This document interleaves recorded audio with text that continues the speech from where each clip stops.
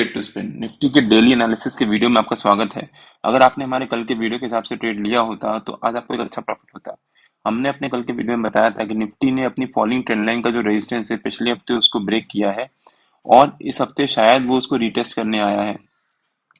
यहाँ पर देख सकते हैं आप, निफ्टी ने अपनी जो फॉलिंग ट्रेंड लाइन थी ये डेली बेसिस पे उसको उसने यहाँ पर रेजिस्टेंस लिया, फिर यहाँ पर रेजिस्टेंस लिया, यहाँ पर रेजिस्टेंस लिया, लेकिन पिछले हफ्ते निफ्टी ने यहाँ पर उसको ब्रेकआउट दिया और अभी वो उसको वापस रिट्रेस करने आया था कल फ्राइडे को, लेकिन आज निफ्टी ने उस ट्रेंड लाइन के नीचे क्लोजिंग दी है। ये निफ्टी का छोटा सा एक वीकनेस हो सकती है।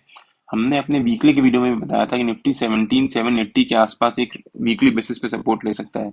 अगर हम वीकली बेसिस के लेवल्स खोल लेते हैं, निफ्टी ने जो 17,780 के आसपास उसका वीकली बेसिस पे उसका एक सपोर्ट बना हुआ है। यहाँ पर निफ्टी ने वीकली बेसिस पे 17,780 पे निफ्टी ने कई बार सपोर्ट लिया, फिर यहाँ पर भी निफ्टी ने वीकली बेसिस पे 17,780 के आसपास नीचे अभी तक क्लोजिंग नहीं दी है। ये जो क्लोजिंग थी वो अदानी की बेसिस पे उसकी वजह से थी, तो इसको हम इग्नोर कर देते हैं। तो निफ्टी ने अभी तक पिछले करीब 2-2.5 महीने से 17,780 के नीचे क्लोजिंग नहीं दी है वीकली बेसिस पे। तो निफ्टी का अगर अगर हम आज का चार्ट देखें, जो 15 मिनट के कैंडल देखें, अगर आज का, मैं सारे इंडिकेटर्स हटा देता हूँ। अगर हम आज के लेवल्स देखें तो हमने अपने वीडियो में बताया था कि निफ्टी का जो ऊपर का रेजिस्टेंस बन सकता है वो बन सकता है 17,970 और जो निफ्टी का नीचे का सपोर्ट बन सकता है वो बन सकता है समवेयर अराउंड 17,909। और निफ्टी मान लीजिए अगर फ्लैट ओपनिंग देता है या गैप अप ओपनिंग देता है, गैप डाउन ओपनिंग देता है, उसके बेसिस पे अगर वो वहां पर थोड़ी देर सस्टेन करता है और फिर अगर ब्रेकआउट देता है तो निफ्टी अपनी एक जर्नी स्टार्ट कर सकता है। अगर हम निफ्टी के आज के लेवल्स देखें तो हमने अपने वीडियो में बताया था कि निफ्टी निफ्टी का जो ऊपर का रेजिस्टेंस बन सकता है वो बन सकता है 17,970 और जो नीचे का सपोर्ट बन सकता है वो बन सकता है समवेयर अराउंड 17,909। हो सकता है निफ्टी इसी के बीच में ट्रेड करे और जिस डायरेक्शन में भी निफ्टी ब्रेकआउट देगा या ब्रेकडाउन देगा उस डायरेक्शन में निफ्टी अपने सारे टारगेट अचीव कर सकता है।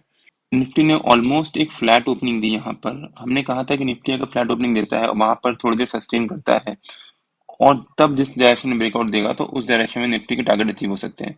निफ्टी ने फ्लैट ओपनिंग दी, यहाँ पर तुरंत फ्लैट ओपनिंग देते ही अगली कैंडल में निफ्टी ने ब्रेकआउट दिया, तो यहाँ पर हमें एंट्री नहीं बनती है बिकॉज निफ्टी ने वहां पर सस्टेन नहीं किया। फिर निफ्टी ने यहाँ से एक प्रॉफिट बुकिंग दिखाई। 18,000 निफ्टी का हमारा पहला टारगेट भी था और 18,000 एक साइकोलॉजिकल सपोर्ट रेजिस्टेंस भी बनता है। तो निफ्टी ने यहाँ पर एक स्ट्रॉन्ग एक रेजिस्टेंस लिया, उसके बाद निफ्टी ने एक हमारा दोबारा जो रेंज थी 17,970 उसके अंदर आकर यहाँ पर थोड़ी देर ट्रेड किया, करीब 1 घंटा। यहाँ पर फिर उसने हमारा जो रेजिस्टेंस था 17,970 वहां से एक रेजिस्टेंस लिया और एक शार्प फॉल दिखाया। उसके बाद तो निफ्टी ने पीछे मुड़ के ही नहीं देखा। उसके बाद निफ्टी ने हमारा जो सपोर्ट था 17,909 निफ्टी ने उसको भी ब्रेक किया और उसके बाद हमारा जो पहला टारगेट और सेकंड टारगेट, हमारा पहला टारगेट था समवेयर अराउंड 17,870 निफ्टी ने उसको भी अचीव किया और जो हमारा सेकंड टारगेट था 17,820 निफ्टी ने एग्जैक्टली वहां पर जाकर सपोर्ट लिया और एक बाउंस दिखाया।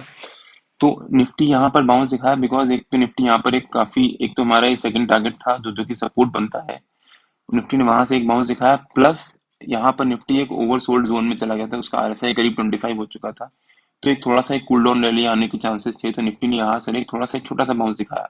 हमने अपने व्हाट्सएप प्रीमियम ब्रॉडकास्ट में भी अपडेट किया था कि हम 7,900 का पुट बाय कर सकते हैं और हमने टेलीग्राम चैनल में भी पोस्ट किया था कि 7,900 का पुट बाय कर सकते हैं। हमने 7,900 का पुट 85 में बाय किया था और सीधे 85 से 127 रुपीज तक गया और एक हमें 40 पॉइंट्स का अच्छा प्रॉफिट दिखाया। आप यहाँ पे चेक कर सकते हैं। अगर आपने मेरा टेलीग्राम चैनल ज्वाइन नहीं किया तो लिंक मैंने डिस्क्रिप्शन में डाल दिया है और आप मेरे को टेलीग्राम में ट्रेड टू स्पेंड नाम से सर्च मार के भी ज्वाइन कर सकते हैं। अभी निफ्टी ने जो क्लोजिंग दी है वो ऑलमोस्ट अपने सपोर्ट के आसपास दी है, 17,800 या फिर 17,780 के आसपास। तो कल का डे निफ्टी के लिए क्रूशियल हो जाता है। हो सकता है निफ्टी 17,800 या फिर 17,780 के आसपास सपोर्ट ले और वहां से एक बाउंस दिखाए।